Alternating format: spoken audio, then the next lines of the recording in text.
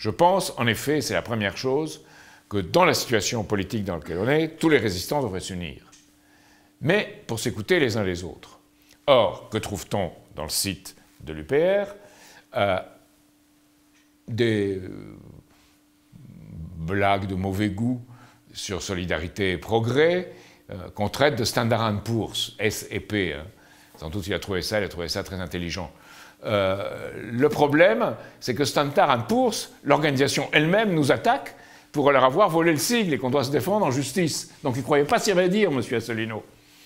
Alors, il a été vu par certains de nos militants ou nos amis, et il a toujours répondu que, évidemment, Cheminade avait de bonnes analyses sur l'économie, mais que, pour le voir, non, parce que il doit penser qu'il tient une science infuse qu'il ne veut pas partager avec un autre homme politique. Je ne sais pas. Je ne sais pas. Moi, je serais prêt à le voir. Hein. Je ne veux pas qu'il y ait une chose au monde qui me ferait le plus plaisir, mais je suis tout à fait disposé à le voir, parce que parfois, il faut voir des gens qui sont très différents. De Gaulle voyait bien Churchill.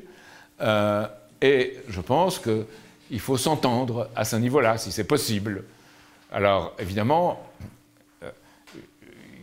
quand même, la politesse exigerait que toutes les critiques absurdes qu'il y a sur son site soient retirées. C'est pas qu'elles me gênent, hein. Elles sont tellement absurdes qu'elles ne me gênent pas. Mais c'est quand même un signe de politesse et de, je dirais, de courtoisie dans une société.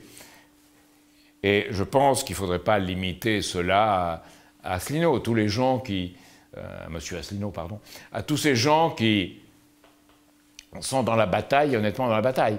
Mais encore une fois, sortir de l'OTAN, de l'Union européenne et de l'euro ne suffit pas.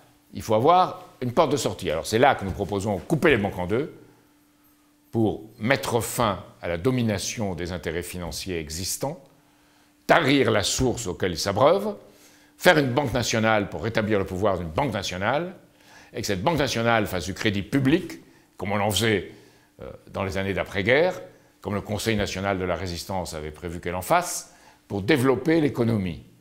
Et une planification indicative pour organiser cette société à travers laquelle toutes les couches de la société participent.